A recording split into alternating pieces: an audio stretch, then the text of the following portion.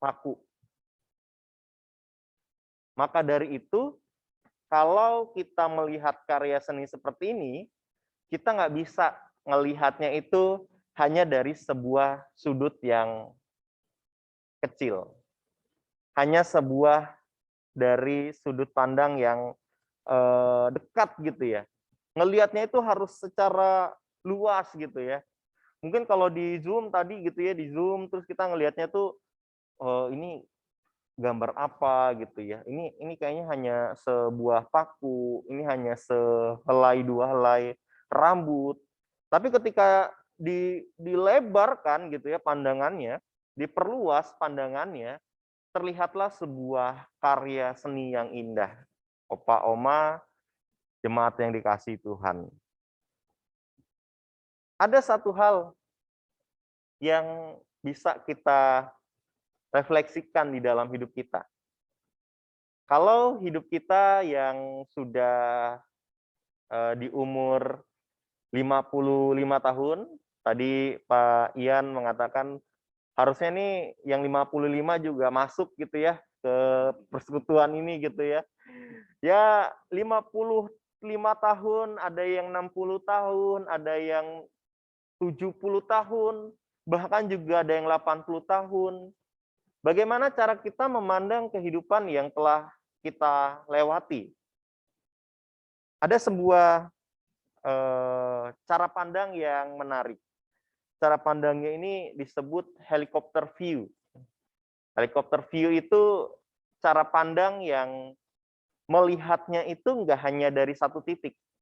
Tapi seperti kita naik helikopter, saya juga nggak tahu ya rasanya naik helikopter gimana gitu ya. Tapi coba kita bayangkan kita ada di atas sebuah ketinggian gitu ya. Atau Bapak Ibu, Oma Opa pernah naik Monas gitu ya? Pernah ada di atas Monas gitu? Ada yang belum pernah? Saya udah pernah, Pak. Oke. Nah, Oma Li, waktu di Monas di atas itu ngelihat kota Jakarta gimana tuh? Bagus sekali, Pak. Bagus sekali ya? Bagus sekali. Beda ya kalau ngelihatnya hanya dari depan rumah gitu ya. Iya. Nah, pertama kali saya lihat di Monas gitu ya. Makasih Oma untuk sharingnya. Iya. Saya juga terkejut, Oma Opa, ketika saya pertama kali naik ke Monas itu waktu kuliah. Jadi betapa kurang jalan-jalannya saya gitu ya. Naik Monas saja itu waktu kuliah. Mungkin kalau saya nggak kuliah di STT Jakarta, masih nggak tahu kapan gitu ya naik ke atas Monas gitu ya. Pas di sana tuh melihat Jakarta tuh sangat-sangat jauh berbeda dengan ketika kita melihatnya ya di pinggir jalan atau di gedung 2-3 lantai. Tapi ketika melihatnya di atas Monas, wah, Tanjung Priuk kelihatan, daerah Romangun ya, Jakarta dengan segala keindahan dan keruwetannya itu kelihatan jelas. Nah, ini sebuah sudut pandang yang mau coba kita lihat di dalam kehidupan kita. Kalau kehidupan seseorang yang 20 tahun gitu ya, 30 tahun, 40 tahun sampai 70 tahun harusnya mempunyai sebuah pandangan yang berbeda tentang kehidupan ini. Kalau kita taruhlah 60 tahun gitu ya, hidup di dunia. 5 tahun belakangan ini kita sakit-sakitan. Kita rasanya nggak enak banget, apalagi 2 tahun, 3 tahun belakangan ini. Mau keluar, waduh. Kadang-kadang bukan dilarang sih ya, tetapi dijaga sama anak-anak gitu ya. Udah pokoknya jangan kemana-mana dulu. Jangan pergi-pergi dulu.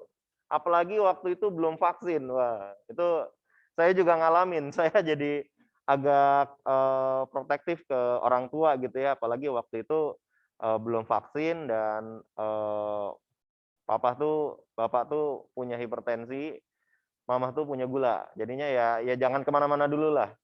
Ibadah juga di rumah aja gitu ya. Pokoknya serba-serba di rumah aja. Mungkin kalau mama saya sih nggak masalah kan dari dulu sampai sekarang juga ibu rumah tangga gitu. Jadinya nggak terlalu banyak perubahan. Tapi ya ini kembali lagi.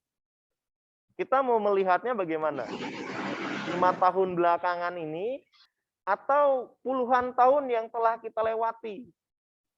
Kalau 5 tahun belakangan ini kita mengalami pergumulan yang hebat, bagaimana dengan 55 tahun sebelumnya? Ini kita kalau hitung-hitungan gini nih nggak akan dapat nilai pasti, Opa Oma. Bahkan kalau saya pribadi menghitung 30 tahun, apakah perjalanan ini banyak baiknya atau buruknya, rasanya juga susah dapat ilmu pastinya. Tetapi yang pasti adalah ketika kita mempunyai kesempatan, kesempatan itu kan waktu. Waktu untuk kita semakin lama gitu ya, belajar akan kehendak Tuhan, waktu yang semakin lama kita mau mencintai Tuhan dan sesama. Ini kan bukannya suatu hal yang menjadi berkat tersendiri bagi kita. Dalam artian 55 tahun, 60 tahun, kehidupan yang telah kita jalani, ada manis, ada pahitnya. Kita mau melihatnya secara manisnya, atau melihat secara pahitnya, ya kembali tadi, helikopter view-nya tadi. Kita mau melihat di titik yang nggak enaknya ini, atau kita mau melihat titik keseluruhan. Ternyata titik yang nggak enak itu hanya sebagian kecil dari titik yang telah Tuhan berikan kepada kita. Dari berkat yang begitu banyak yang Tuhan berikan kepada kita. Terkadang kita hanya fokus kepada titik tertentu gitu ya, sama seperti kita di atas Monas. Ada satu bangunan yang mungkin bagi kita nggak baik bentuknya, kotor dan lain sebagainya. Kita ngeliatinya itu terus. Ya udah, perspektif kita akan Jakarta, ya itu, bangunan itu yang kita lihat gitu ya. Tapi kita nggak lihat sekelilingnya. Kita nggak melihat gedung-gedung di sekeliling dari gedung-gedung itu. Nyatanya indah juga gitu loh. Oleh karena itu, kesempatan atau waktu yang kita punyai adalah sebuah berkat yang Tuhan berikan kepada kita. Kolose 4 ayat 5 sampai dengan yang ke-6.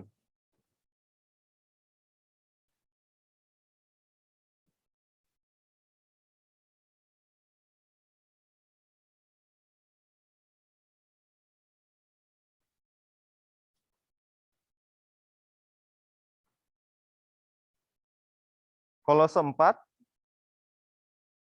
ayat 5 sampai dengan yang ke-6 mengatakan, hiduplah dengan penuh hikmat terhadap orang-orang luar. Pergunakanlah waktu yang ada. Hendaklah kata-katamu senantiasa penuh kasih. Jangan hambar, sehingga kamu tahu bagaimana kamu harus memberi jawab kepada setiap orang. Ada dua hal yang menjadi pembelajaran melalui ayat ini. Pertama, pergunakanlah waktu yang ada.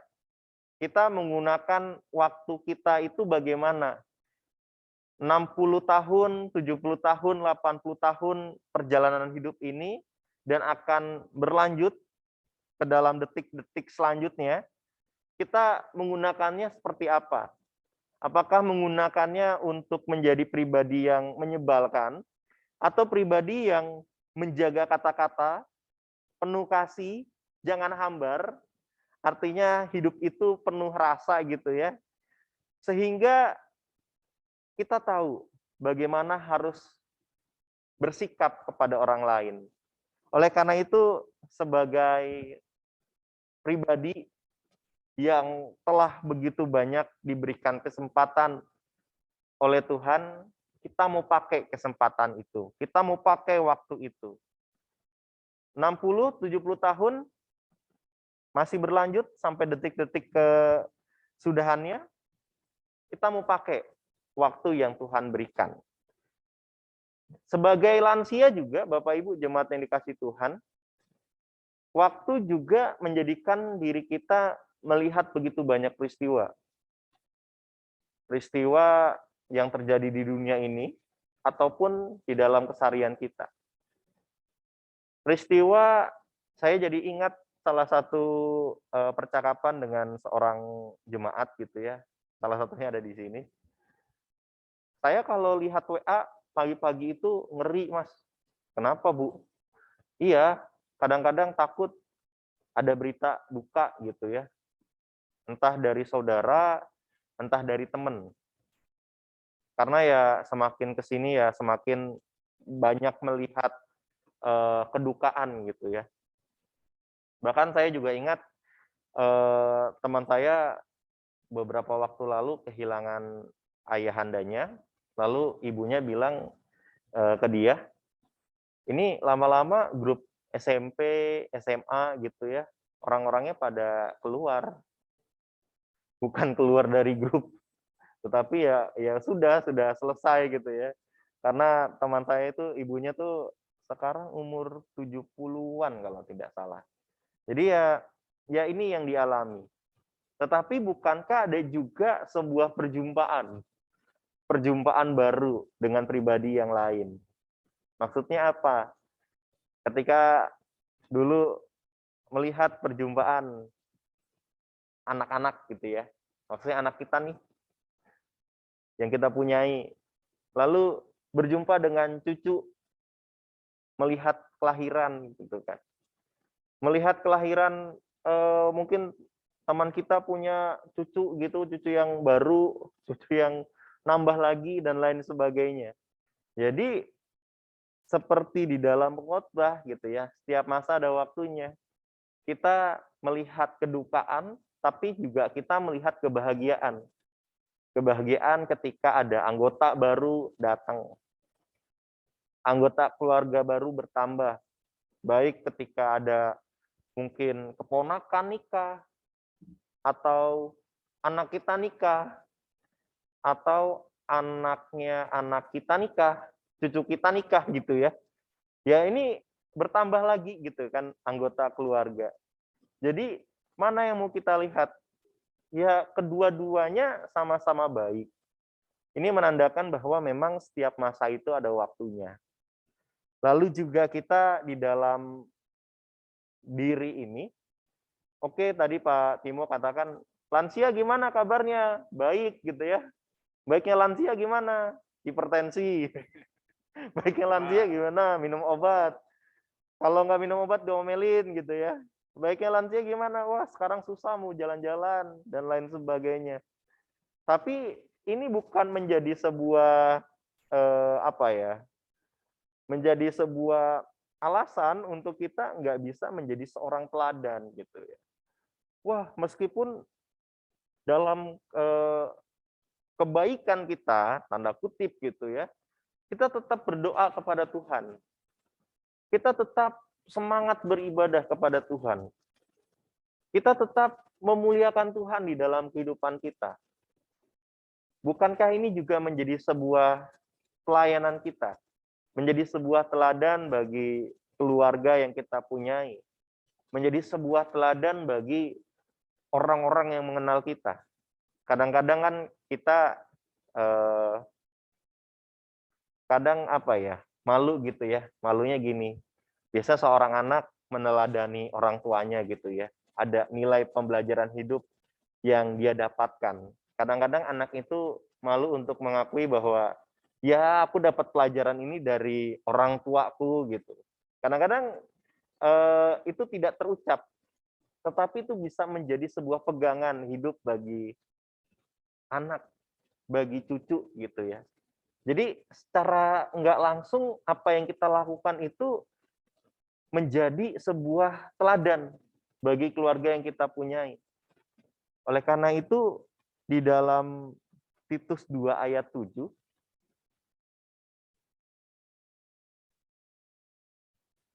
Titus 2 ayat 7 dikatakan, dan jadikanlah dirimu sendiri suatu teladan dalam berbuat baik. Hendaklah engkau jujur dan bersungguh-sungguh dalam pengajaranmu. Jadi ini diri kita kan memang semuanya adalah pengajar gitu ya. Opa, oma sekalian. Pengajar bagi minimal bagi keluarga kita. Oleh karena itu, diri kita nyatanya tetap menjadi pengajar bagi mereka. Oleh karena itu, siapa bilang lansia tidak bisa berkarya? Siapa bilang di umur yang sudah bertambah tidak bisa melakukan karya seperti dulu? Nyatanya bisa. Melalui teladan-teladan yang kita bisa berikan di dalam kehidupan banyak orang. Dan ini yang terakhir, lansia itu mempunyai waktu gitu ya. Dalam artian gini, dulu mungkin pas masih muda, wah sibuk kerja gitu ya. Terus pas sudah punya cucu, wah sibuk ngurus cucu, ini cucunya udah pada gede-gede, udah bisa sendiri-sendiri biasa gitu ya. Terus ngapain?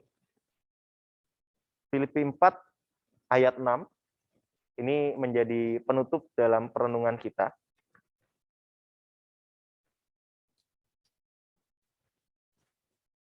Dikatakan, janganlah hendaklah kamu khawatir tentang apapun juga, tetapi nyatakanlah dalam segala hal keinginanmu kepada Allah dalam doa dan permohonan dengan ucapan syukur.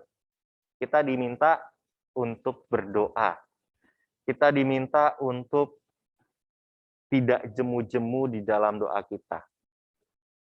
Kekhawatiran yang kita punyai, kita utarakan di dalam doa yang kita panjatkan.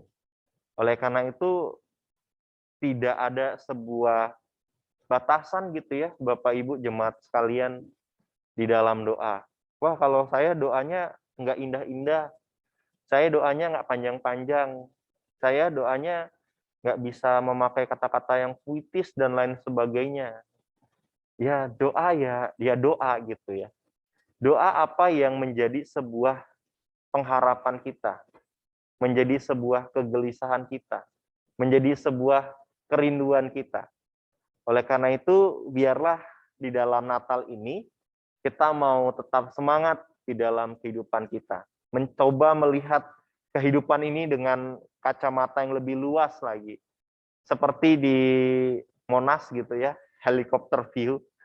Ini Monas view, bahwa Jakarta itu ya ada indahnya, ada jeleknya. Kita mau lihat yang jeleknya terus, ya nggak akan bisa lihat indahnya. Kalau kita hanya melihat indahnya saja, mungkin kita nggak akan banyak belajar. Karena keindahan itu kan melalui proses yang sangat panjang. Dari sesuatu yang mungkin dulu tidak sempurna, menjadi sesuatu yang sempurna. Sama seperti lukisan tadi, tidak mungkin seorang pelukis menggambar atau melukis langsung bagus. Ada sebuah proses, ada sebuah latihan.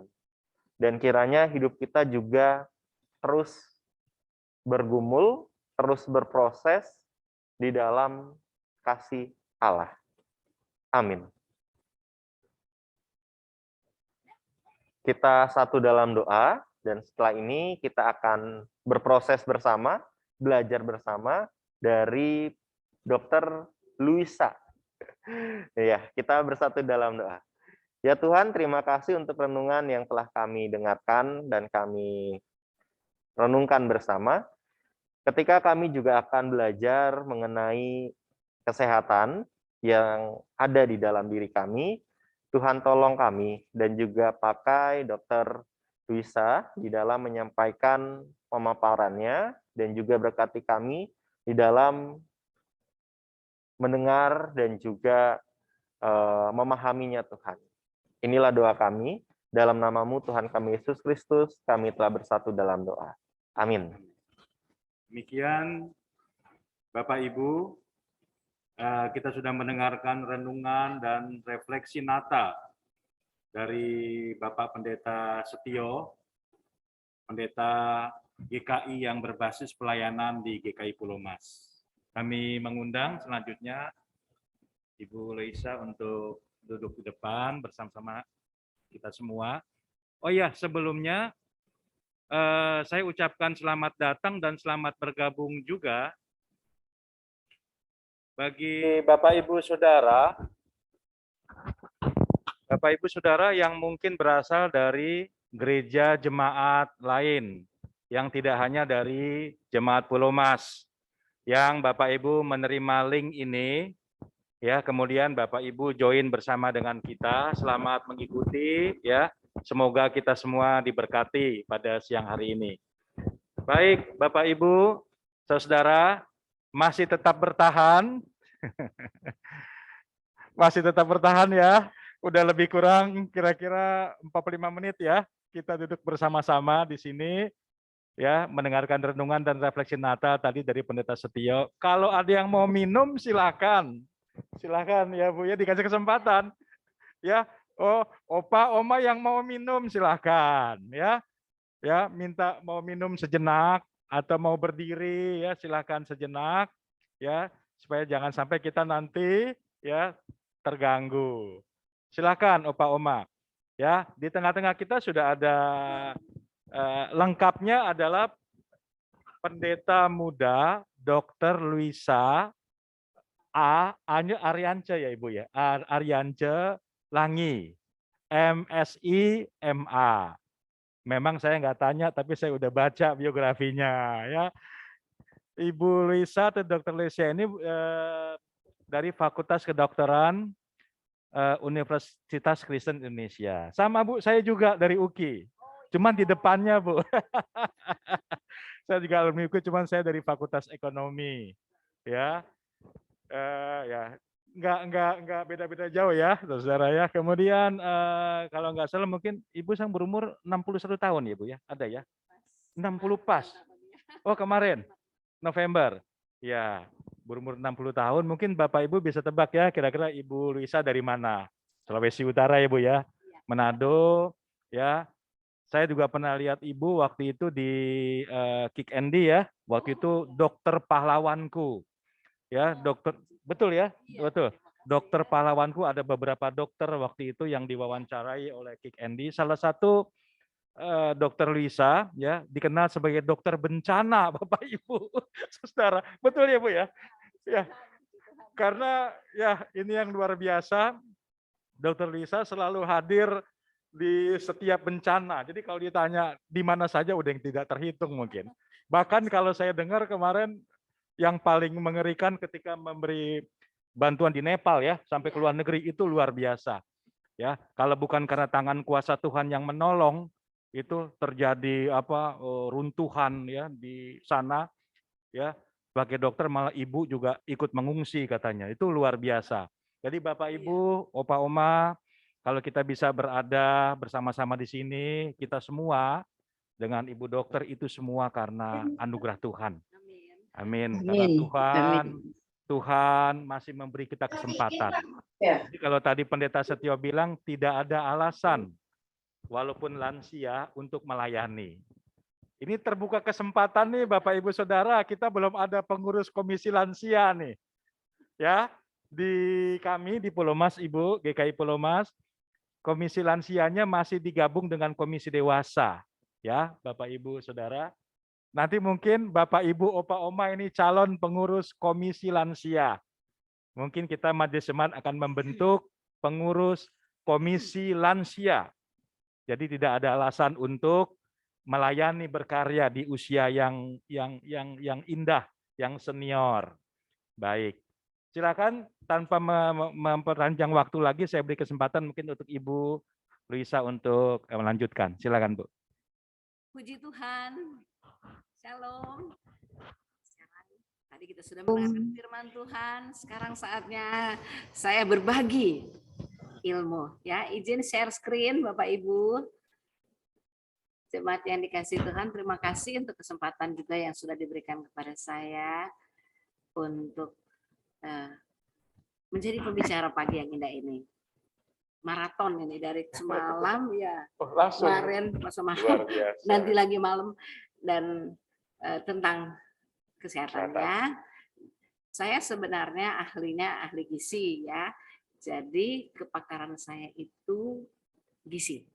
Kalau ada yang mau bertanya lebih bagus tentang gizi, kalau kepakaran yang bersifat penyakit dalam yang saya tahu, saya akan berikan.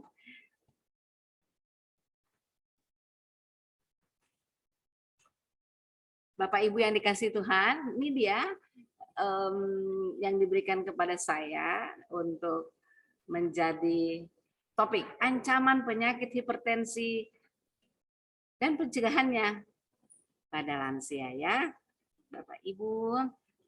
Ini undangan yang diberikan kepada saya. Oke, tadi sudah kurikulum PT saya sudah disampaikan ya. Saya juga tim gembala di GBI Ujung Menteng, Jakarta. Nah, saat ini juga saya melakukan pelayanan ya selain di GBI, saya senang dengan organisasi ya, beberapa organisasi dan giat di dalam pelayanan. Terakhirnya tim kesehatan dan pengembangan di DC di NTT bersama dengan seorang kapten pendeta juga, Pastor Rico Setamavela. Kami melayani di NTT pasca bencana. Dan sampai sekarang kami juga dalam pelayanan khususnya untuk pengadaan air bersih ya, dan kalau saya concernnya di kesehatan tentunya ya. Baik, nah dari topik yang diberikan kepada saya, kalau kita lihat serem juga ya, ancaman. Ada ancaman penyakit ya, ancaman itu penyakit apa? Hipertensi. Nah, jadi kalau penyakit ini bagaimana caranya supaya tidak terjadi? Dicegah dong ya. Baik, nah Bapak Ibu, apa itu lansia? Saya coba menjelaskan, bisa nggak ya?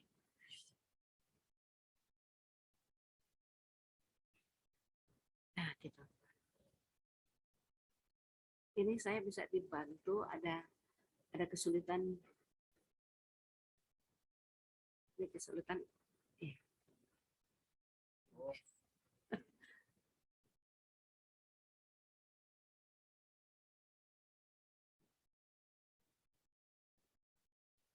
Inilah kalau kita pakai teknologi yang canggih-canggih begini ya, kalau penguasaannya minim, pada saat tiba-tiba hilang kita bingung.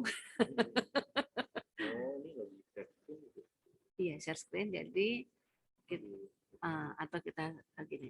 Oh, oke. Ya. Yang ini. Ya. Sabar menanti ya, Bapak Ibu. Dapat muncul deh. Sudah ya? Iya. Ya. Nah, apa itu lansia? Oh, ternyata lansia ya bukan hanya sekedar umur ya yang dicantumkan di sini. Memang kalau sudah lansia terjadi penurunan kemampuan jaringan ya untuk mempertahankan struktur fungsi normalnya. Jadi kalau kena jejak sedikit bisa ada bekasnya ya. Dan nomor 13 Undang-Undang Dasar tahun 98 dikatakan lansia itu usia 60 tahun ke atas ya. Kemudian kalau WHO bilang ternyata 55 tahun ke atas juga sudah lansia ya. Berarti ini saya ketiknya begini. Nah, baik. Pokok bahasan kita pagi hari ini ya, yang pertama seputar apa itu sehat, sakit, dan penyakitnya. Kemudian yang kedua, apa itu penyakit hipertensi ya. Tentunya bahasan kita pada lansia, ancaman, gejala, pencegahan, gizi, pengobatan, dan lain-lain. Di yang kedua. Dan topik terakhir, kenapa sih Tuhan mengizinkan kita sakit ya. Oke. Baik, kita masuk ke apa itu sehat, apa itu sakit, apa itu penyakit. Kita semuanya pengennya sehat ya, Bapak Ibu yang dikasih Tuhan. Kalau kita sehat, tentunya kita bisa beraktivitas dan destiny Tuhan ada dalam hidup kita. Suatu saat saya akan membahas tentang destiny Tuhan. Jadi keluarga yang sehat menggenapi rencana Allah atau destiny Allah. Nanti malam saya akan bawakan ini dalam salah satu kebaktian juga. Som juga. Nanti kalau Bapak Ibu berkenan nanti kita bisa melihat bersama nanti ya. Jadi kita harus sehat supaya bisa mencapai rencana Allah dalam hidup kita. Kalau kita sakit, tentu kita nggak bisa apa-apa, ya. Kemudian sehat itu penting. Konsep WHO itu tentang sehat apa sih? Ternyata rumusan WHO tentang sehat itu cukup luas ya. Sempurna baik fisik, mental, sosial. Jadi tidak hanya terbebas dari penyakit atau kelemahan atau cacat saja. Jadi mental, fisik, dan sosial ya. Kalau kita singkatkan seperti ini ya, seutuhnya ya, bahwa kondisi fisik kita, ya, mental kita, dan sosialnya sempurna. Kalau kita baca di dalam firman Tuhan, Tuhan menginginkan apa? Hendaklah tubuh, jiwa, dan rohmu terpelihara sempurna. Sampai kapan? Menjelang Kristus datang kedua kalinya. Itu menunjukkan bahwa Tuhan Yesus mau ketika kita diciptakan dalam trikotomi, ingat ya, tubuh, jiwa, dan roh itu semuanya sehat, sempurna. Supaya sempurna tentu hidup di dalam Dia. Itu Pak Pendeta nanti. Pak Pendeta udah sering mengatakan hal itu pasti ya. Nah, Bapak Ibu yang dikasihi Tuhan, nah sekarang kita sedikit bahas tentang sakit. Apa itu sakit?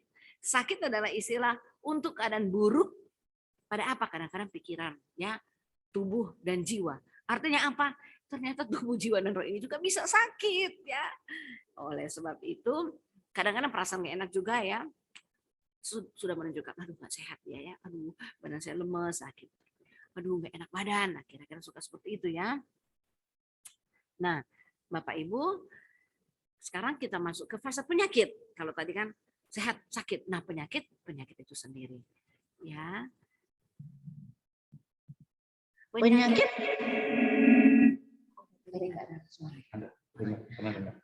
Penyakit adalah kondisi buruk. Buruk ya, nggak sampai buruk juga ya. Kalau tahap awal kan nggak ya. Jadi kondisi yang terganggu di organ-organnya ya. Nah, biasanya karena apa? Lebih sering kalau ada mikroorganisme. Kalau ada mikroorganisme atau bakteri dalam tubuh kita, kita mulai yang ringan-ringan. Kadang-kadang kita ISPA ya, infeksi, saluran pernapasan atas, waduh, langsung badan panas, reaksi kimia ya terjadi. Kalau ada racun, biasanya misalnya kalau nggak gatal-gatal yang paling ringan, kadang-kadang muntah-muntah juga, ya.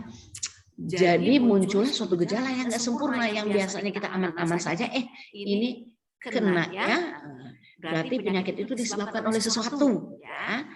Baik, Bapak Ibu, apa saja sesuatu itu atau faktor penyebab penyakit itu ada beberapa macamnya, agen biologis,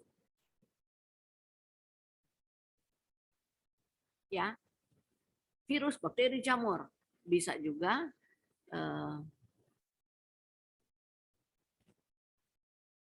gara-gara salah gizi, ya. Nanti kita lihat termasuk hipertensi ini salah gizi. Apa itu?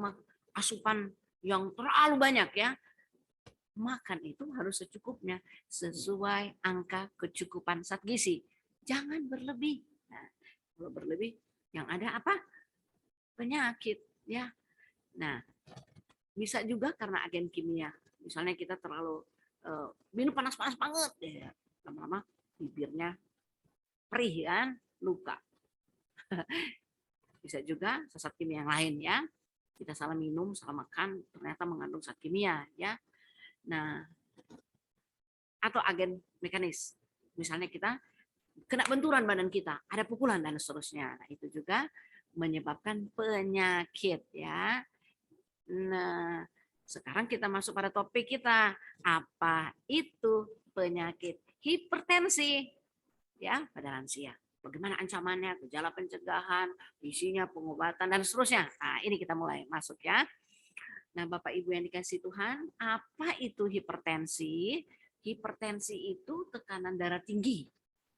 Nah, sering dikasih tahu ya. Kita terkenal di mana-mana. Darahmu gimana? Tinggi atau rendah? Nah, itu maksudnya tekanannya ya. Di mana kalau pada pengukuran dengan alat ya, dengan alat, Bapak Ibu mungkin sudah pernah baik di tangan bisa ya dilakukan pengecekan, ditemukan tekanan darahnya lebih dari 130 per lebih dari 90 mm Hg. Kemudian, nah, berapa kali diukur? Rata-rata sih 3 kali ya. Diukur pada saat yang sama dan dalam keadaan istirahat. Nggak boleh lagi jogging atau lagi capek-capek. Pagi naik tangga nggak boleh. Duduk dulu, baru tunggu 15 menit baru diukur. Ternyata tinggi. Tunggu lagi 5 menit sampai 15 menit. Ukur lagi. Sama. Lebih dari 130 per lebih dari 90. Kedua, ukur lagi. Udah istirahat nih, masih sama. Nah, dan yang ketiga ternyata tetap juga tinggi. Nah, baru kita kategorikan, kita diagnosakan hipertensi ya. Nah, ini kita harus cegah ya. Karena ini suatu ancaman ya, harus dicegah. Ya, penyakit hipertensi ini harus dicegah. pada lansia. Supaya apa? Iya, kita bisa masih maksimal, kita bisa sehat. Ya, jangan sakit dong. Nah, gitu. Bisa nanti kita lihat ya bagaimana cara pencegahannya. Ya, Bapak Ibu, ancaman. Nah, kata-kata ancaman itu apa sih? Itu kemungkinan terjadi hal yang lebih fatal, lebih buruk nih nanti kalau kita pura-pura nggak apa-apa hipertensi, padahal sudah ada sinyal Tuhan kasih ya. Kalau kita bandel, terutama ya nanti kita lihat kondisi dalam kasus-kasus tertentu, terutama udah tahu hipertensi, makan lagi yang udah dilarang sama dokter. Ya akibatnya ya kayak gini, ancaman itu seperti ini, bisa stroke, wah pecah pembuluh darah otak. Yang terjadi kalau stroke bisa, kita tahu semuanya bisa lumpuh, ya syukur-syukur kalau cuma sedikit bisa kembali lagi. Tapi kalau udah lumpuh, ya susah, nggak bisa mengerjakan kenakalan lagi ya. Kalau nggak lumpuh, apa? Bisa mati, bisa meninggal ya. Nah itu kalau pecah di otak. Kalau pecah di jantung, apa yang terjadi? Ya, jantung ini nggak boleh, harus disayang. Jantung itu cuma sebesar sepalan ini ya, ada di dada kiri. Kalau kita taruh di dada kiri ini sebesar ini. Jantung itu kasihan, dia cuma sebesar ini, tapi dia memompa darah ke otak dari atas kepala sampai ujung-ujung ya semuanya. Nah kalau terjadi hipertensi, dia pecah, jantung yang sekecil ini dia kan mesti dikasih makan dengan darah. Ini pecah, jarang yang hidup. Ya, jadi hati-hati. Nah, bisa juga kena ke ginjal, ya, penyakit ginjal sampai gagal ginjal, ya, karena darah yang mengalir di sana terganggu. Nah, bisa juga tiba-tiba ablasio retina, retinanya bisa pertama sedikit-sedikit, ya, nggak bisa melihat, lama-lama ablasio atau jatuh itu retina, langsung bisa melihat, ya. Dan kerusakan saraf, kalau kerusakan saraf itu tadi dalam hubungan tadi kalau pecah ya di otak, dan iya ujung-ujungnya tiba-tiba meninggal mendadak ya. Ada orang yang hebat banget, ada sudah pidato tiba-tiba puh, wah ternyata dia sebenarnya sudah tahu dia ada gejala hipertensi, tapi dia tidak minum, tidak mengerjakan apa yang diminta oleh dokter, terutama bagaimana makan yang benar. Dan kalau sudah kena hipertensi harus rajin kontrol. Kalau perlu beli tensi di rumah. Ada tensi yang murah, maksud saya bukan murah dalam arti gini, nggak mudah untuk dipakai, tinggal diikat di sini atau kadang-kadang di ujung di sini, lalu ditekan. Kelihatan nanti ya atasnya dan bawahnya, sistol dan diastol, supaya Bapak Ibu bisa melihat, bisa mengontrol. Kalau udah tinggi hati-hati, dan jangan sampai lupa minum obat ya. Kalau dokter sudah katakan ini harus pagi, ya minum pagi. Ini harus malam, ya minum malam ya.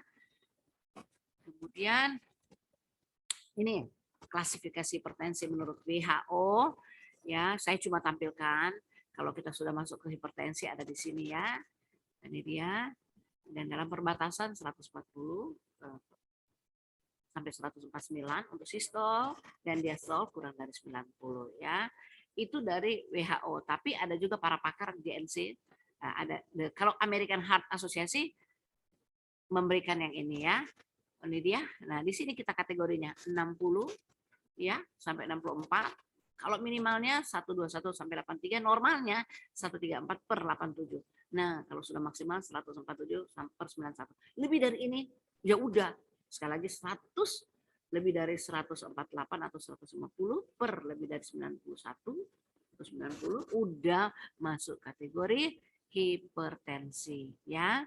Jadi ini ada 3 tadi, ini dari JNC para pakar yang memberikan klasifikasi tentang hipertensi, kemudian klasifikasi berdasarkan WHO dan klasifikasi berdasarkan American Heart Association ya. Ya gampang, ingat itu aja. Nggak boleh lebih dari 150 per 90. Ada juga yang 160 ya kalau makin usia. Nah, apa sih tandanya? Tadi sudah ya tandanya pemeriksaan tensi. Jadi jangan bilang saya darah tinggi karena sakit tinggi, misalnya gini. Karena gejala ya pada lansia ada sakit kepala, pusing, lemas, kelelahan, sesak napas bisa. Kadang-kadang dia nggak nyadar, sesak, gelisah. Nah ini paling sering. Sampai mual muntah, kadang-kadang ada berdarah dari hidung ya. Dan kalau lewat sudah sangat tinggi bisa kesadarannya turun. Namun bukan hanya gejala aja, harus diukur. Makanya Bapak Ibu kalau ke rumah sakit langsung diperiksa kan, tensi lebih dulu. Ya, oh ternyata tinggi. Ya, nah baru berarti hipertensi ini menyebabkan gejala seperti ini pada lansia ya. Ini dari Pusat Data Informasi Depkes ya. Kemudian, nah apa risiko hipertensi? Ternyata memang usia. Kalau kita lansia masuk di sini kita bahas sendiri ya. Riwayat hipertensi dalam keluarga, nah itu diturunkan. Jadi kalau udah tahu oma opa ya ternyata kita punya keluarga yang dulu juga ada hipertensi, itu hati-hati ya, kontrol itu. Cara kontrolnya nanti kita lihat di cara makan ya. Kemudian obes, udah berat badan udah melebihi, udahlah jangan macam-macam, bahaya nanti kena hipertensi. Nah ini gaya hidup yang jelek yang membuat darah tinggi atau hipertensi itu merokok. Ya, saya rasa Bapak Ibu, opa-opa jangan ada lagi yang merokok ya. Selain nggak berguna untuk tubuh, ya menyebabkan penyakit ya buat apa? Tubuh ini kan bait Allah ya. Ya jangan. Kadang-kadang kita juga suka dibilang begini. Emang ada di Alkitab nggak boleh merokok? Emang nggak ada. Merokok nggak ada. Tapi tubuh ini Tuhan ciptakan untuk siapa? Untuk kebaikan kita. Kalau kita mau bikin sakit ya udah minum aja, merokok aja sebanyak-banyaknya sampai paru-paru itu sampai gosong, jadi hitam dan nggak bisa bernapas, meninggal. Nah itu memang. Tapi kalau kita sayang Tuhan sebenarnya nggak sampai segitunya ya. Janganlah. Alkohol juga. Kalau kita untuk memanaskan tubuh ini dikit-dikit aja, jangan banyak-banyak. Dan itu pun waktu tertentu ya. Jangan terus-terusan ya. Waduh. Atau jangan menjadi ketergantungan, nggak baik, itu nggak benar ya. Dan kurang olahraga. Nah di sini kurang olahraga. Bapak Ibu, oma opa yang dikasihi Tuhan, kita harus olahraga meskipun udah usia kita di atas 60 ya. Kenapa? Penting banget ya. Olahraganya seperti apa? Nggak usah susah-susah, jalan di tempat bisa, putar-putar di rumah, keliling bisa ya. Kemudian pola makan. Nah, ini tadi ya. Nah, saya katakan hipertensi bisa dikontrol dengan cara ketat dan bisa kok turun sampai normal dengan cara makan yang teratur yang benar. Nggak boleh makan tinggi garam ya. Nanti kita lihat apa makanan yang mengandung tinggi garam. Lalu stres. Stres juga ternyata bisa menyebabkan itu ya, hipertensi. Wah, Tuhan sudah pelihara loh kita ya di dalam Mazmur 1, 2, 3 ya, kita harus bersyukur ya. Jiwa kita harus memuji Tuhan. Karena apa? Tuhan itu baik.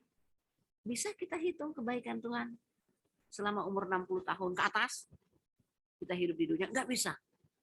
Jadi jangan stres, nikmati aja hari tua. Puji Tuhan. Dahulu aku muda, sekarang aku sudah memasuki lansia.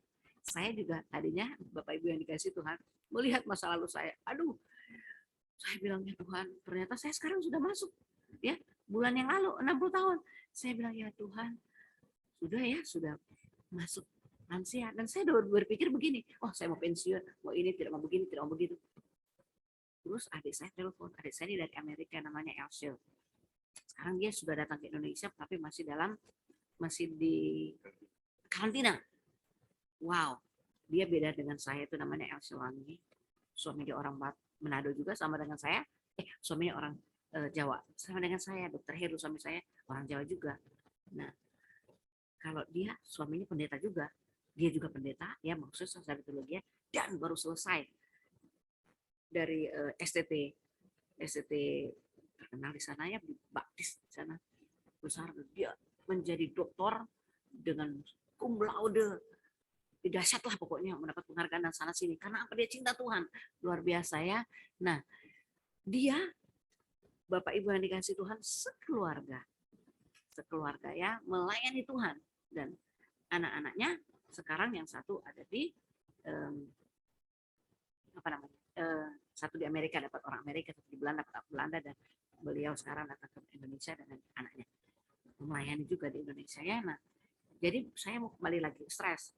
Adik saya bilang begini, kakak kan sudah melayani Tuhan. Iya ya, dari dulu. Kenapa kakak harus pensiun? karena saya merasa sudah saja. Tapi dia katakan, kakak sebagai dokter sudah melayani ke masyarakat bertahun-tahun, puluh tahun. Tuhan ingatkan saya, iya ya, 33 tahun saya melayani Tuhan sebagai dosen, sebagai dokter, ya, dan tentunya pastinya sebagai seorang ibu dan seorang pelayan. Dan saya ke desa-desa. Nah, saya mengalami ya, sukacita aja, ngapain stres? Banyak masalah yang datang, banyak. Pastinya namanya juga orang hidup, ya. 60 tahun, wah, banyak yang terjadi. Tapi kalau saya lihat kebaikan Tuhan, wow, lebih panjang, lebih banyak kebaikan Tuhan dibandingkan dengan stres yang saya alami. Ya, di pekerjaan, pastinya ada. Ya, pelayanan, iya juga. Di rumah, sama. Tapi ketika kita dekat dengan Tuhan, wow, Tuhan ambil alih semua masalah kita dan tidak ada kata stres, ya, puji Tuhan. Nah, jadi itu tadi faktor-faktor risikonya ya. Nah, sekarang kalau pada lansia, kenapa sih tinggi sekali ya faktor risikonya? Nah, karena ketika kita lansia, proses menua ini merupakan memang keadaan alamiah. Ya sudah alamiah. Ya, kita ikutin aja, sekali lagi jangan stres ya. Kita udah lansia, kita bersyukur. Nah, memang terjadi penurunan sistem di dalam tubuh kita. Ya, apa itu? Terutama jantung kita. Nggak sekuat dulu lagi ya. Waktu masa muda, saya seorang atlet. Lari cepat. Waduh, loncat. Waduh, pokoknya itu. Tapi saya mengerti sekarang ini. Enggak lagi seperti itu. Sekarang saya bisa apa? Paling saya suka adalah berenang. Nah, berenang ini paling baik. Kalau masih mungkin ya. Dan kalau berenang jangan di air dingin. Siang-siang dikit aja. Jam 9-an, jadi sudah mulai. Atau jam 5 atau jam 4 sore. Jadi kalau masih panas. Nah, itu ya. Kemudian harapannya tadi jangan sampai tinggi ya. Kalau misalnya kita tinggi tensinya, nah itu bisa terjadi perubahan karena apa? Terjadinya hipertensi itu karena faktor usia itu elastisitas pada dinding aorta menurun. Jadi pembuluh darah besar kita yang ada di atas di jantungnya itu, yang keluar dari jantung masuk keluar dari jantung itu bisa terjadi pengerasan. Pertama, memang karena faktor usia. Tapi lebih memperparah itu kalau makanan yang tidak sehat, ya. Dan gawatnya katup jantung bisa kalau makanan yang nggak sehat dikonsumsi terus mempercepat menebal dan kaku. Kalau dia kaku kan padahal kan di katup-katup di jantung itu mesti terbuka untuk menerima darah yang masuk ya dari paru-paru lalu dia tertutup ya lalu diolah lagi lalu beredar lagi seluruh tubuh ya. Jadi katup ini membuka menutup harus elastis, harus bisa. Kemudian kemampuan jantung memompa darah menurun. Ya, kalau kita udah usia, kemampuan jantung memompa darah menurun, jadi kontraksi dan volumenya juga berkurang. Jadi kita juga harus bersyukur, berterima kasih sama Tuhan. Masa-masa kita sudah melewati masa-masa hebat, saatnya sekarang kita lebih merawat. Ya, iya kita punya keterbatasan sekarang. Kita bersyukur aja. Ya, jangan melakukan olahraga, aktivitas fisik yang capek, yang luar biasa. Saya juga memang kecuali ya kalau dia seorang atlet. Ada seorang ibu teman saya, mamanya teman saya itu Dr. Jun Luhur 5. Wow, hebat. Usia 80 tahun dia masih pelari, sprinter, dia atlet nasional, atlet dunia juga. Beberapa kali medali hebat banyak banget. Suatu saat kurang lebih 2 tahun yang lalu kalau saya nggak salah meninggal dan saya datang hadir dalam pada saat dia meninggal di rumahnya. Dan saya melihat, penghargaannya luar biasa banyak. Tetap fit, ya, tetap fit sampai usianya. Nah, memang dia melatih dirinya dari masa muda sampai usia, ya. Tetapi ada keterbatasannya. Batasnya apa? Kalau Tuhan bilang pulang, ya. Jadi nggak usah takut, ya. Kemudian kita masuk berikutnya. Kita sudah pada fase-fase berakhir nih. Oh, komplikasi masih ada. Oh, tadi sudah saya bahas komplikasi ya. Pengerasan pembuluh darah itu yang menyebabkan stroke. Ya, kemudian bisa tiba-tiba pecah ya. MCI di dada. MCI itu kalau tanda-tanda kalau nyeri dada itu hati-hati ya Bapak Ibu. Kalau misalnya mulai kok nggak enak dadanya. Langsung bawa ke rumah sakit. Istirahat dulu sebentar langsung minta diantar. Karena kalau kita biarkan mungkin sudah terjadi pembuluh darah akibat mengeras ya sklerosis di dalam pembuluh darah jantung ya. Jadi bisa tahap awal kalau dia menutup mungkin masih 25%, tapi kalau dia serangan berikutnya bisa 50% dan biasanya langsung tiada. Jadi harus perhatikan itu ya.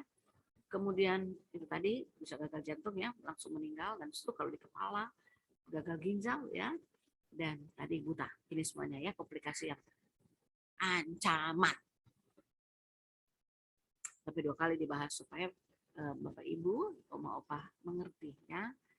Oke, kemudian bagaimana cara mencegah hipertensi? Nah ini dia, tadi sudah bahas sedikit-sedikit. Yang pertama olahraga, minimal 3 kali seminggu ya, selama 15 sampai 30 menit. Next time saya akan latih cara olahraga ya. Tapi Bapak Ibu juga bisa kok lihat di Google, banyak olahraga lansia ada. Yang jelas gerakan-gerakan yang masih tidak membahayakan, tidak membuat cedera. Ya. Dan yang paling mudah, coba pagi-pagi jalan. Ya, kalau misalnya di kompleks bisa sambil jalan, puter. Kalau juga tidak ada, tidak di kompleks, rumahnya dempet-dempet, ya sudah seputar rumah. Kalau juga nggak bisa, jalan di tempat. Jalan di tempat ya. Oke.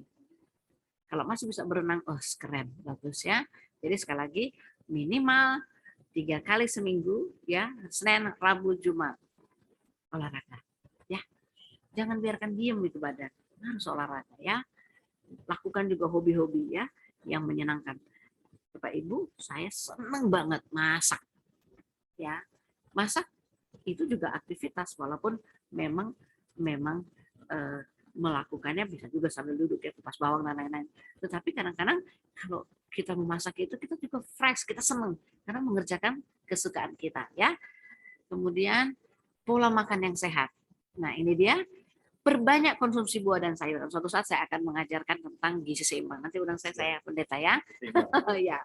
Kalau gizi, itu pakar saya ya. Kurangi makan dengan bahan pengawet ya. Nggak boleh bahan-bahan pengawet ya. Apa itu?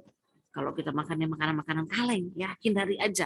Karena itu mengandung natrium yang tinggi ya. Jadi juga penyedap rasa ya kita kurangin. Atau kita ganti aja dengan yang lain ya.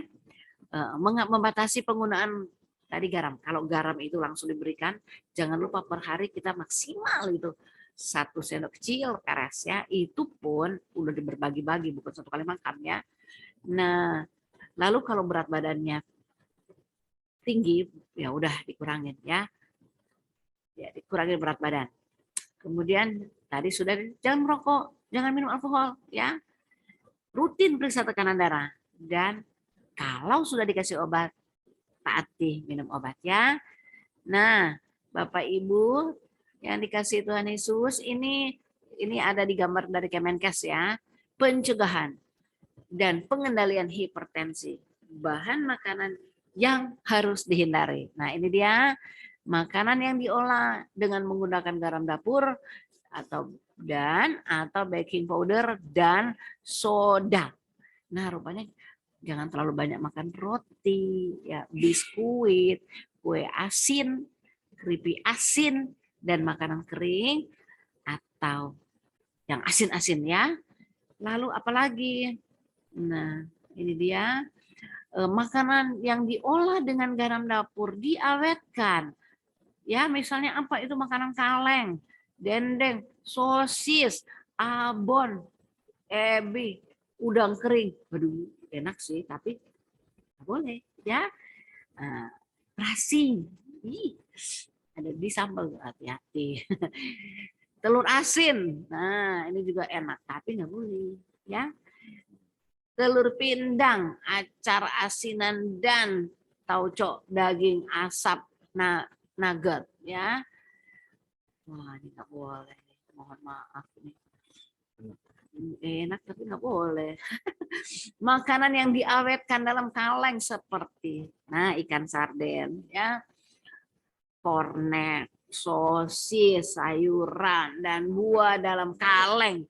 Kenapa tidak boleh kaleng-kalengan? Sekali lagi, itu sudah mengandung pengawet, dan dalam pengawet itu mengandung natrium. Natrium itu sama dengan komposisi garam, ya, ada natriumnya. Lalu bagaimana dengan minuman? Nah, dan bumbu-bumbu, nah nggak boleh bumbu-bumbu yang ini ya, ada kecap, ada saus tomat, sambal botol, aduh itu ada MSG ya, kaldu-kaldu, ini semuanya mengandung natrium yang tinggi. Lalu apalagi soda, minuman yang bergas seperti minuman bersoda, udah hindari aja ya.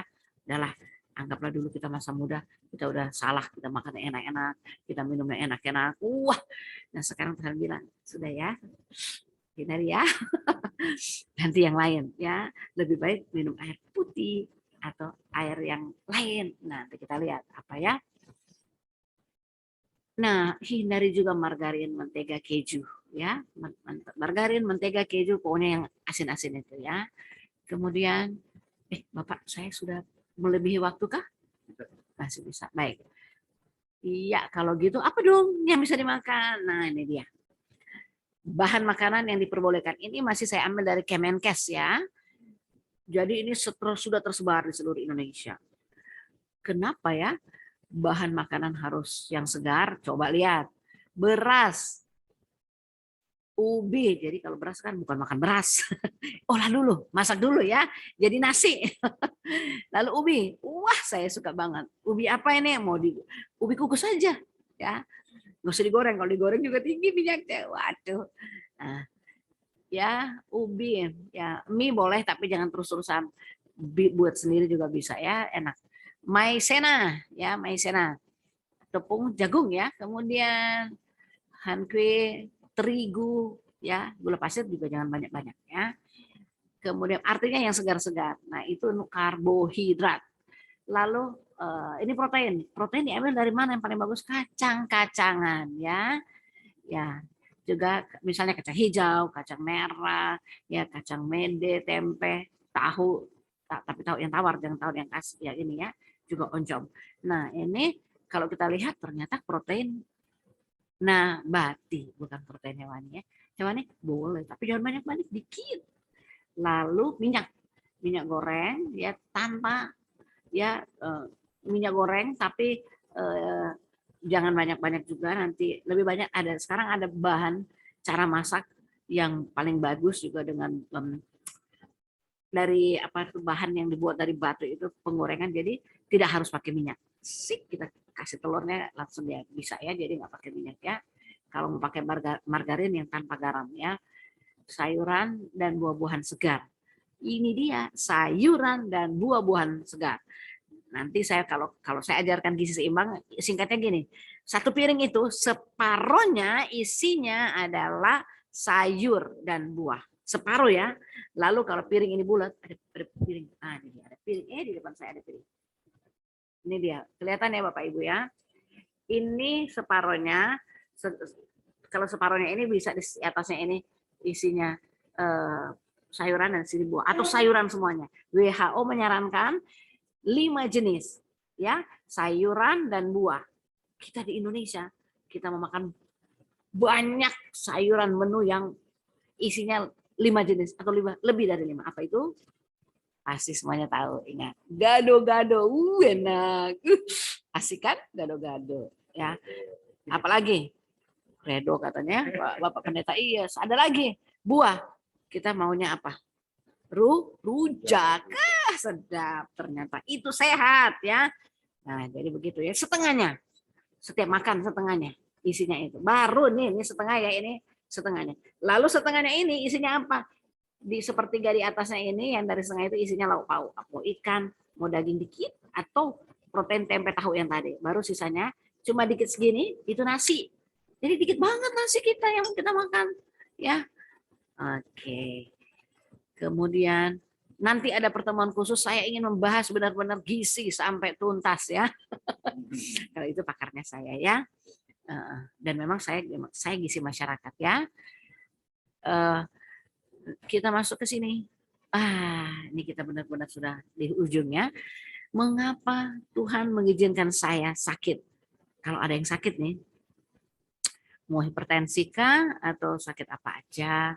Tapi kalau hipertensi kan tadi kita sudah bahas, bisa dicegah. Kalau sudah ada, kita obati dan kita terus rutin makan yang benar, olahraga.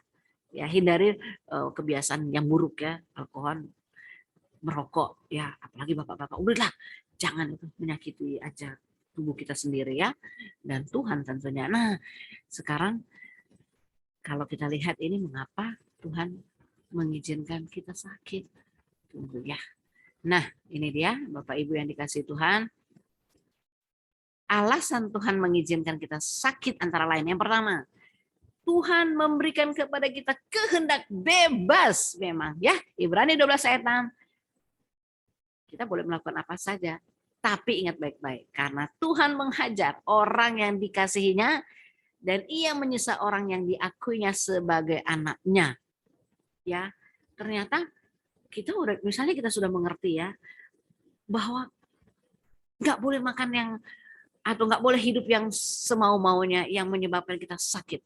Tapi tetap aja kita melakukannya. Ini cuma sementara ini. Nah, yang terjadi apa? Akhirnya kita bisa sakit. Karena Tuhan sayang sama kita. Tuhan mau supaya kita mengakui Dia. Bahwa setiap firman yang keluar dari mulutnya Allah, yang kita bisa baca di Alkitab, Bapak Ibu yang dikasih Tuhan, itu mendidik kita, menolong kita ya, untuk bisa memilih yang baik. Ya, berjalan dalam kehendak-Nya. Terutama supaya sehat. Tadi saya katakan sehat itu tubuh, jiwa, dan roh. Ya. Nah, jadi Tuhan mau kita dekat dengan Dia. Ada yang namanya nishama ya, nishama itu hati nurani. Hati nurani itu harus melekat dengan apa? Melekat di cangkangnya itu roh kita, roh manusia ya. Kalau kita hidup di dalam Tuhan, maka kita akan mengikuti kehendak Tuhan, bukan kehendak dunia lagi. Maka kita akan sehat ya. Kemudian Tuhan memakai rasa sakit untuk mendapatkan perhatian dari anak. Itu kembali lagi. Tuhan ingin ya, Amsal 20 ayat 30. Ya, bilur-bilur yang berdarah membersihkan kejahatan dan pukulan membersihkan lubuk hati. Ada saat kita sakit, ada saat kita mungkin terluka dan lain-lain. Tetapi kalau kita kembali, kita datang kepada Tuhan ya. Kita akan mengalami masa-masa sakit, tapi ketika kita datang kepada Tuhan dipulihkan ya. Jadi Tuhan mau ya seperti itu kita. Wah, ada sinyal dari Tuhan ya. Nah, ini Tuhan membiarkan, nah ada juga kata-kata yang ketiga, Tuhan membiarkan rasa sakit agar kita melayani orang lain. Wow. 2 Korintus 1 ayat 3 sampai 4. Terpujilah Allah Bapa kita Tuhan Yesus Kristus ya. Bapa yang penuh belas kasihan dan Allah sumber segala penghiburan, yang menghibur kami dalam segala penderitaan kami, sehingga kami sanggup menghibur mereka yang berada dalam macam-macam penderitaan dengan penghiburan yang kami terima sendiri dari Allah. Wow, dahsyat. Saya seorang dokter, jangan kira saya tidak pernah sakit. Saya sering sakit, tapi selalu ada mujizat Tuhan. Suami saya, dia sudah dioperasi jantungnya ya, bypass. Ginjalnya dia pernah gagal ginjal, sudah dioperasi juga, dikasih ginjal oleh Tuhan ya, lewat orang lain, transplantasi ginjal. Tahukah Bapak Ibu yang dikasih Tuhan, kami melewati masa-masa ini, ternyata itu ada maksud Tuhan. Nah kami kan ke desa-desa, 33 tahun kami jadi dokter, kami pasangan, saya sudah saksikan ya di Kick Andy, kami tidur di tenda, ya sekeluarga, ada yang pernah sampai sebulan waktu di Jogja ya, dan lain-lain. Bagaimana caranya Bapak Ibu yang dikasih Tuhan ketika kami mengalami masa-masa itu dan kami harus istirahat karena sakit. Tahun lalu saya sakit 1,5 bulan ya, gejala COVID, gejala 1,5 bulan. Ternyata memang Tuhan izinkan seperti itu, kita istirahat. Tapi satu hal yang paling utama, ketika saya menghibur orang lain, kan Tuhan sudah pernah pulihkan saya ya. Jadi saya bisa katakan, apalagi masa-masa pernah pas dites ternyata positif, dan saya katakan begini, Tuhan Yesus, di dalam tubuh saya ini darahmu mengalir, ya darah Kristus mengalir dalam tubuh saya, dan saya katakan virus kamu boleh masuk, tapi kamu akan mati dalam tubuh saya, karena darah Kristus akan menyucikan, akan mematikan engkau. Puji Tuhan, ketika dites negatif, ya.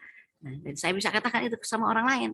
Nah, Bapak Ibu juga begitu. Kalau saat-saat mengalami sakit, yang penting kita datang bukan pada dukun, ya, datang kepada Tuhan. Dan kalau Tuhan Yesus bilang, izinkan, ayo anakku pergi ke dokter, ya, datang ke dokter karena Tuhan bisa pakai dokter juga, ya. Jangan malah diam di kamar, nggak mau, ya. Tuhan sudah kasih kode. Misalnya begini, yang kami juga selalu tekankan, ya, sama pasien. Tuhan itu memberikan kode loh sama kita. Kodenya kalau misalnya kita disuruh istirahat, istirahat aja. Nah, dalam masa istirahat kita tetap memuji Tuhan, berdoa. Tapi ternyata masih juga nggak enak badan. Ya udah, telepon saya juga bersedia, ya, saya dokter, saya akan memberikan panduan. Ya, kalau misalnya memang sementara nggak bisa, tapi kalau misalnya masih mungkin masih bisa berjalan, ayo bangkitkan dirimu. Katakan dia begini cara. Kalau misalnya kita merasakan tubuh kita lemah, kita bicara dengan diri kita. Di dalam tubuh saya ini ada kuasa Kristus, ya. Di dalam tubuh saya Roh Kristus adalah ada, ya. Kita sudah hidup dalam Tuhan, menerima Tuhan sebagai Tuhan dan Juru Selamat secara pribadi, maka kita dituntun oleh Roh Kudus. Jadi kita bisa bicara, Tuhan kuatkan saya, sembuhkan saya. Tapi kalau juga memang masih merasa lemah, Tuhan tolong saya biar saya bisa ke rumah sakit. Ya, temui dokter yang sudah Tuhan pilih untuk menolong saya. Jadi apapun juga yang terjadi dalam diri kita, ya, kita sakit, jangan pernah menyerah. Nah, itu kata-katanya. Karena Tuhan bilang kan hati yang gembira adalah obat. Semangat yang patah mengeringan tulang, ya. Jadi harus tetap sukacita, tetap bergembira karena dalam tubuh kita kalau kita sukacita ada hormon endorfin yang dikeluarkan, ya, yang membuat kita juga sehat, ya. Baik. Terima kasih sampai di sini. Tuhan Yesus memberkati. Iya, saya serahkan kembali.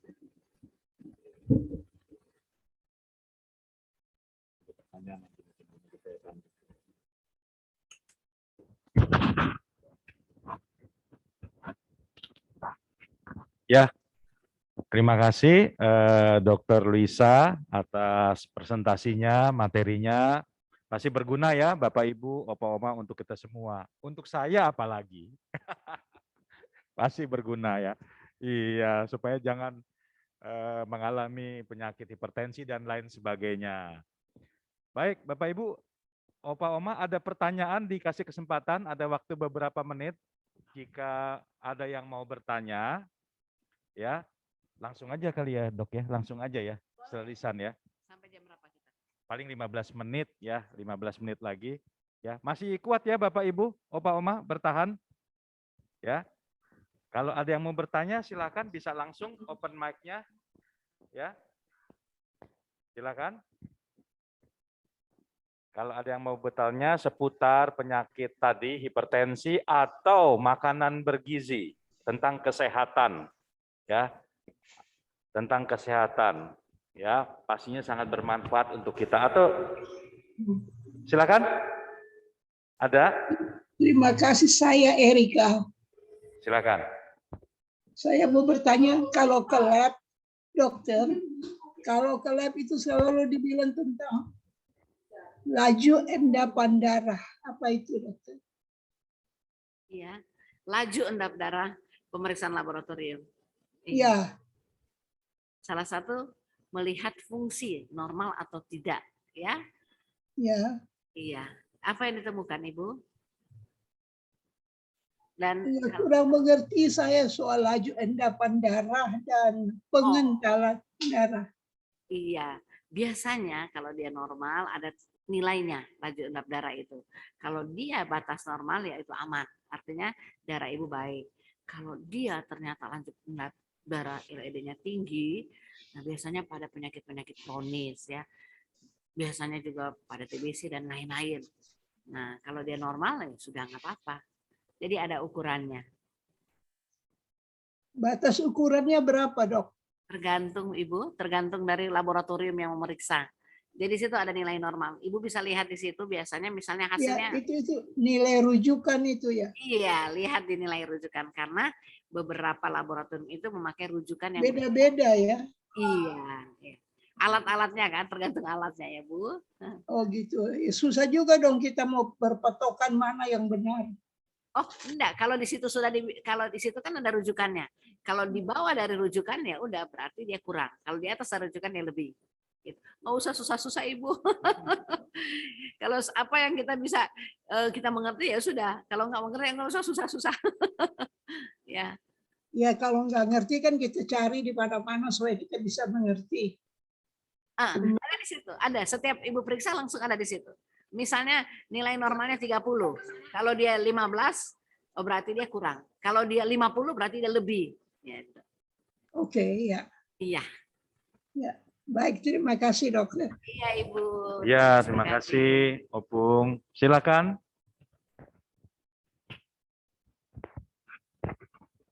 Masih ada Opa, Oma, Opung, Bapak Ibu, mungkin yang masih ngeganjel dalam hati tadi mau bertanya seputar penyakit, hipertensi atau makanan sehat, makanan bergizi. Silakan. Kalau masih ada. Silakan. Pak. Ya, saya mau bertanya nih sama Ibu Ya. Luisa. Ya, silakan. Saya ini kan semenjak setahun yang lalu ya, saya itu harus minum obat. Iya. Yang dikasih amlodipin dan simvastatin. Iya. Nah, ya itu saya harus rutin makan ya. Tapi saya dikasih yang 5 mili. Iya. Tapi kalau yang simvastatin itu saya stop. Itu untuk darah tinggi ya. Kolesterol ya. Kolesterol ya. Karena ada beberapa teman menganjurkan jangan keseringan makan simvastatin, tapi cukup amlodipin gitu. Nah, itu gimana dok? Mohon arahannya. Ya, kalau misalnya Bapak yakin ya, gini, kan ada pemeriksaan darah yang menunjukkan kolesterolnya tinggi, maka dikasih obat. Nanti kalau misalnya sudah kembali normal, dikontrol, boleh dihentikan atau diturunkan. Dan jangan lupa, jangan makan makanan yang berlemak. Ya. Jadi yakin kita bisa mengontrol makanan yang tidak berlemak. Atau kurangi minyak-minyak, kurangi lemak-lemak dalam misalnya, tadi kan sudah dianjurkan untuk makan makanan yang protein diambil dari protein nabati, bukan hewani. Ya, kacang-kacangan, ya boleh. Nah gitu. Jadi tidak harus dengan simvastatinnya itu ya. Bisa ya, bisa. Iya. Baik, terima kasih. Ya, konsumsi aja sayur-sayuran ya. Kalau misalnya oma-opa enggak, kadang-kadang kita kalau makan sayur kan nggak enak dikunyah-kunyah nggak enak. Kita blender aja, bikin jus. Wah, klak minum, selesai. Gitu ya. Jangan pakai gula, ya. Madu boleh. Boleh. Oke, terima kasih Bu Lisa. Ya, sama-sama Bapak. Tuhan Yesus berkati. Oh, di sini ada teman saya dokter juga. Tadi saya lihat ada dokter Jane.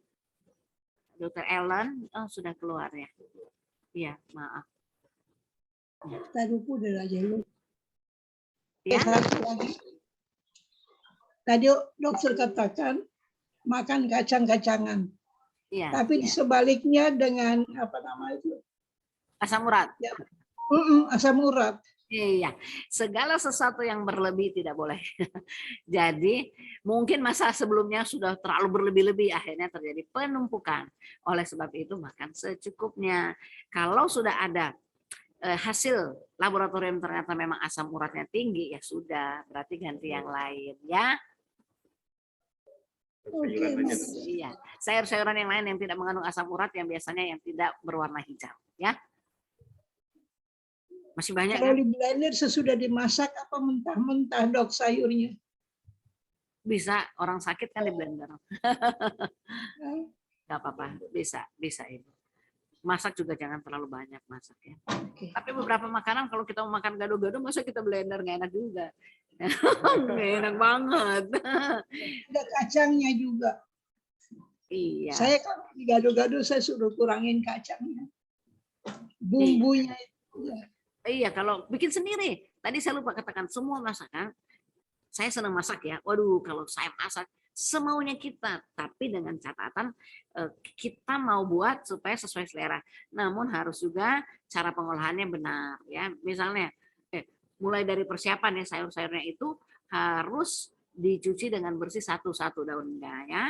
Lalu kalau misalnya yakin itu begini, sayur yang pertama kita beli di pasar kadang-kadang kan ditaruh di tanah, udah kita rendam dulu dengan garam. Nah di situ nanti turun ibu bapak itu kuman-kuman bakteri atau yang debu-debu nanti turun semuanya, bahkan ulat-ulat yang kecil nanti dia turun.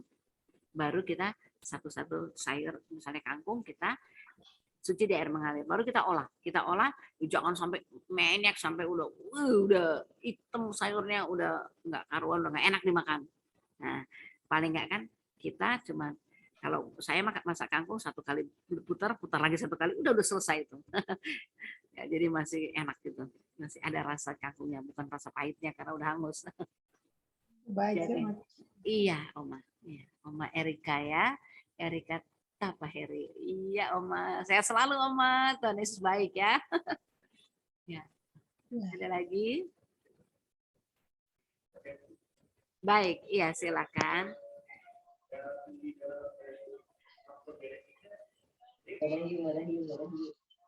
Iya, iya. Kalau darah tinggi, darah rendah itu memang ada faktor genetik turunan, ya. Keturunan ibu dan bapak biasanya melahirkan, kalau bapak dan ibu, lebih besar kemungkinan terjadi ya pada anak-anaknya. Kalau cuma ibu bisa separuhnya 50% kan berarti ya. Tetapi kita bisa menghindari dengan cara apa? Itu tadi ya, pola hidup yang benar. Ya hindari makanan yang enggak bagus untuk tubuh. Dan ada olahraga, aktivitas fisik. Itu bisa. Jadi bisa merokok. Nah, itu pola hidup yang jelek. Jangan merokok ya. Minum alkohol. Iya, jadi itu besar. Jadi kalau pokoknya orang tua kita sudah, ya udah kita waspada, hati-hatilah. Menghindari faktor risiko ya. Kalau minum amlodipin Itu seumur hidup ya. Ah, iya bisa seumur hidup, tapi dikontrol aja. Makanya saya anjurkan Bapak Ibu, Oma Opa, beli aja tensi yang zaman sekarang kan ada yang Omron katanya ya, iya yang digital. Tapi sering diganti ini nggak ya baterainya. Kalau dia udah mulai error, ganti ya, diganti, jangan sampai salah. Yang bisa dikontrol ya. Jadi obat itu untuk mempertahankan tekanan darahnya normal gitu ya, normal. Ya. Apalagi kita kalau udah usia itu kan elastisitasnya pembuluh darah itu kan sudah nggak bisa dikembalikan ke masa remaja kita, nggak sudah seperti itu. Jadi pertahankan normal. Misalnya dosisnya 5 mg yang tadi Ibu bilang amlodipin dan ternyata normal terus tekanan darahnya, ya udah pertahankan itu terus dosisnya itu 1 hari 1 Nggak ya. mengganggu ginjal ya Bu kalau gitu. Minum yang banyak air putih ya. Ya. Ini dok, Kasih Bu. saya lihat kalau Iya, darah sama-sama. tinggi itu kan berarti harus minum obat seterusnya. Nah Iya, itu tadi pengaruh ke ginjal. ginjal tadi atau memang kalau seumur hidup minum obatnya? Iya, minum air yang banyak. Ya, air putih, jangan soda. Makin mengendap ya. Air putih. Jangan Jadi kayak Coca-Cola, dicuci, ya, jangan baru. Coca-Cola. Nggak boleh sebut itu ya. boleh. Pokoknya nama dagang. Pokoknya yang soda-soda ya. Ya, Air putih ya. air putih aja, ginjal. Dan kalau kita sudah usia begini, jangan minum air putih dingin ya, air hangat. Air hangat. Ya, setiap hari air hangat. Ya, waduh, itu bagus. Jadi, kenapa air hangat? Karena tubuh kita ini bekerja di dalam derajat 27 derajat Celcius ya, di dalam tubuh. Itu normal. Nah, kalau kita masukkan yang dingin itu dia kayak diolah di dalam tubuh itu, dia mesti dibuat sampai jadi kayak dipaksa kerja sehingga bisa mencapai suhu yang normal. Padahal kan tadi kita sudah belajar dengan usia kita ini sudah mengalami penurunan. Janganlah dipaksa-paksa lagi gitu. Ada yang lain lagi? Silakan. Silakan, Bapak Ibu, Opa Oma, ada yang lain lagi pertanyaannya? 1-2 orang lagi, kalau ada silakan. Sebelum kita tutup nanti ada. Jadi ingat Bapak Ibu, Opa Oma, ya, minum air yang banyak. Dan minum air hangat sebaiknya. Jangan air dingin. Ya. Bagi kita yang masih rutin ya dok konsumsi obat nih sampai sekarang ya, karena memang tidak lepas dari obat ya untuk mempertahankan tekanan darah tadi. Ya, minum air yang cukup banyak. Sehari berapa liter? 2 liter? 8 gelas. Oh, 8 gelas. 1,5 biasa. liter ya. Ya. Bisa juga yang minimal 1 liter. Pokoknya ukurnya 8 gelas ya. 8 gelas seperti itu ya. Iya. 8 gelas Bapak Ibu. Bisa dicicil sehari. Iya, pagi. Oh iya, Ya. saya mau kasih tips satu lagi. Tubuh kita, pencernaan kita ya setiap 3 jam kosong ya. Artinya dia mau minta makan. Jadi kalau Bapak Ibu, Oma Opa makan pagi jam 7, isilah sedikit di jam 10 ya, cemilan. Nah, 3 jam kemudian baru makan siang. Lalu jam 3-an, misalnya makan jam 12, jam 3 isilah cemilan kecil ya. Apa cemilan itu? Boleh buah ya, buah-buahan supaya sehat. Nah begitu juga sore jam 6 kita makan, sebelum tidur misalnya jam 9 isi juga sedikit supaya nanti cemilan kecil ya, jangan yang tadi biskuit yang ini ya, yang tinggi ininya, ya. Supaya nanti tidak lapar. Ya. Kadang-kadang kalau kebangun tengah malam, ya, aduh, lapar makan yang banyak-banyak. Padahal kan udah mau istirahat, nggak dibutuhkan. Minumlah atau makanlah buah ya, agar yang kita buat ya, agar yang dikasih macam-macam buah juga kan bagus ya. Tapi jangan yang asam juga. Ya. Gitu ya Bapak Ibu, Opa Oma, cukup? Atau masih ada yang penasaran ingin bertanya? Baik, ya karena waktu juga kan saya lihat ya. Cukup, terima kasih atas nama Majelis Jemaat dan jemaat serta kita semua yang hadir, para lansia. Ucapkan terima kasih ya untuk Dr. Luisa yang sudah menyampaikan tentang kesehatan pada siang hari ini. Nanti mungkin terakhir nanti setelah pengumuman dari Komisi Dewasa, mungkin minta kesediaan Ibu Dokter nih, karena Ibu juga seorang hamba Tuhan ya, untuk berdoa. Tapi sebelumnya kami persilakan dulu untuk pengurus Komisi Dewasa menyampaikan sesuatu. Kami persilakan pengurus Komisi Dewasa mewakili panitia Natal ya, Ibu Ivon. Kami persilakan.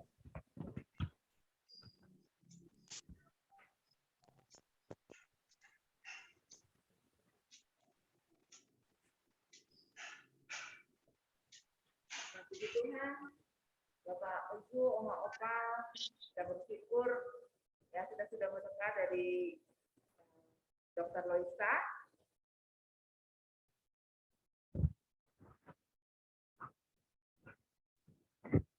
Ya, Oma Opa, kita bersyukur kita sudah dapat mendengar dari Dr. Loisa, biar itu semua bermanfaat bagi Oma dan Opa. Ya. Oh ya, Oma dan Opa, kita sudah menyediakan goodie bag, tapi belum semuanya, minta maaf, belum semuanya dapat goodie bag karena keterbatasan waktunya. Jadi yang belum dapat nanti akan dikirim, kita akan kirim. Jangan bersedih Oma Opa, nanti kita akan kirim. Satu lagi, hari ini ada yang berulang tahun, ya, yaitu Bapak Roni dan Ibu Reni. Ya, Bapak Roni dan Ibu Reni ini adalah kembar. Jadi kita mau bersyukur juga nanti di doa penutup ya Ibu untuk berdoa bagi Bapak Reni dan Bapak Roni dan Ibu Reni ya yang berulang tahun. Nah, sebelumnya kita mau foto bersama, Oma Opa. Kita pegang yang udah punya goodie bag-nya, kita bisa pegang bersama-sama dan kita akan foto. Nanti Bu Eka akan foto, Bu Eka ya. Oke, siap Kak Ivon. Ya. Yang ulang tahun dibuka dong semuanya videonya. On cam dipegang semuanya, goodie bag-nya. Ya, yang udah dapat goodie bag-nya boleh. Oke. Oma Reni, Oma Abineno, siapa lagi nih? Oma Yeni boleh dibuka kameranya, Oma. Ada goodie bag itu dikirim. Oma Yansan boleh dibuka kameranya, Oma. Ya, mana Oma Reninya? Ada Oma Emma. Oke, Oma Abineno, Oma Yeni. Ya, kameranya HP-nya dimiringin lagi Oma Abineno. Nah, pas. Oma Yeni.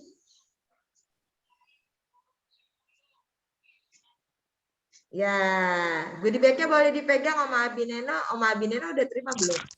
Belum ya? Oh, sudah. Oke. Yang belum terima sabar ya, pasti akan dikirimkan oleh pengurus KD. Oke, siap. Kita akan foto bersama. 1, 2. Dengan senyumnya Oma Erika. Iya. Sekali lagi. 1, 2, 3. Cheese. Oke, mantap. Ini Oma Yeni belum dibuka nih Oma Yeni. Udah. Enggak bisa ya Oma. Kameranya Udah. ya. Belum kelihatan Oma. Masa sih? Videonya. Gambarnya. Biar ada fotonya, videonya buka. Videonya buka Oma. Oma Yeni, videonya dibuka. Bisa enggak? Oke deh. Nah, kan gitu. baru kelihatan deh. Goodie bag-nya udah dapet ya Oma, goodie bag-nya. Itu dipegang. Sudah. Oke, siap. Opa Frannya mana Oma? Ya Nggak udah biar. apa-apa. Oke, sama-sama sekali lagi ya. 1, 2, 3. Sekali lagi. Oma, 1, 2, 3, cheese. Kelihatan sih. Iya. 1, 2. Nah, kelihatan tuh Opa. Iya. Opa Yansennya. Nah. 1, 2, 3. Nggak apa-apa, Oma. Nggak apa-apa, Opa sambil duduk di belakang nggak apa-apa. Iya, nah gitu dong Opa. Oke. Setahun sekali ya Opa. Ini yang kali mukanya nggak kelihatan, badannya doang. Duduk aja kayak tadi. Oke, 1, 2, 3.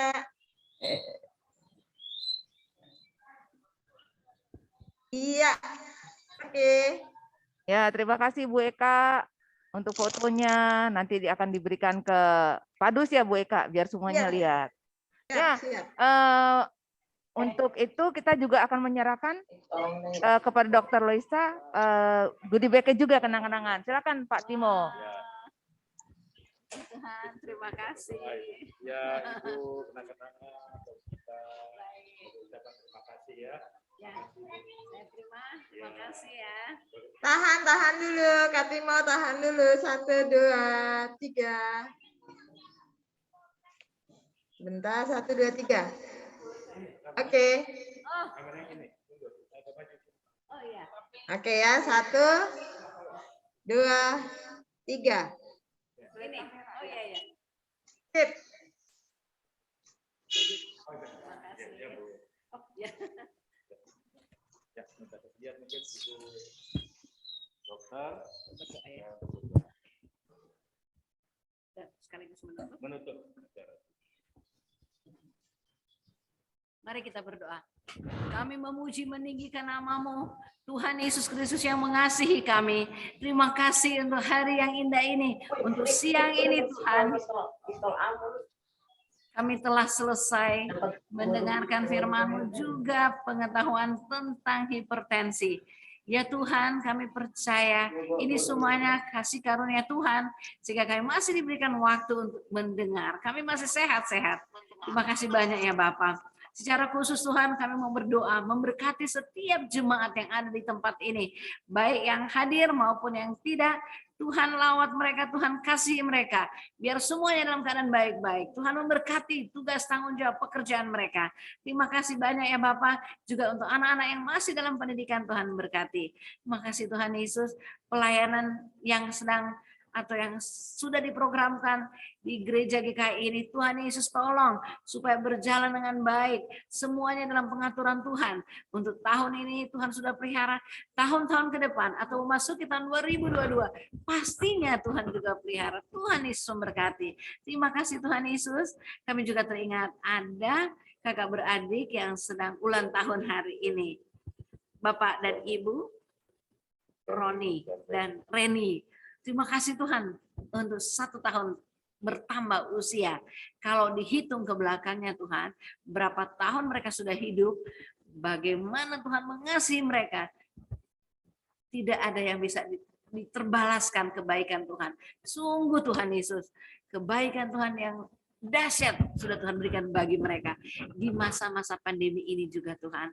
Tuhan sudah memilih kami sehingga kami masih ada. Terima kasih Tuhan Yesus. Berkatilah Bapak Roni dan Ibu Reni ini.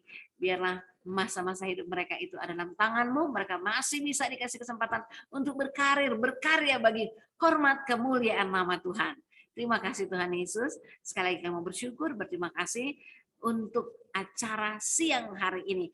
Tuhan Yesus tolong, Tuhan meteraikan di dalam hati kami apa yang baik yang berkenan di hati Tuhan. Dan Tuhan ampuni untuk semua kekurangan kami. Kami bersyukur. Kami berdoa di dalam nama-Mu, Tuhan Yesus Kristus. Haleluya.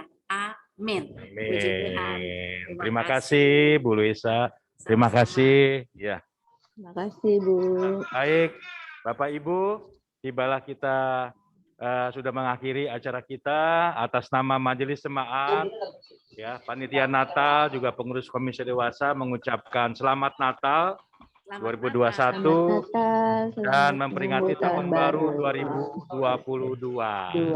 Ya, kita akan ketemu lagi Bapak Ibu, mungkin masih di udara ya, secara virtual tanggal 24 ibadah malam Natal dan perayaan Natal Jemaat ya, jam 6 sore. Tanggal 25 Desember jam 9 pagi. Dan tanggal 26 Desember itu hari Minggu ya, jam 9 pagi juga. Ya, baik. Terima kasih Bapak Ibu, Opa Oma. Terima kasih Bu. Terima kasih.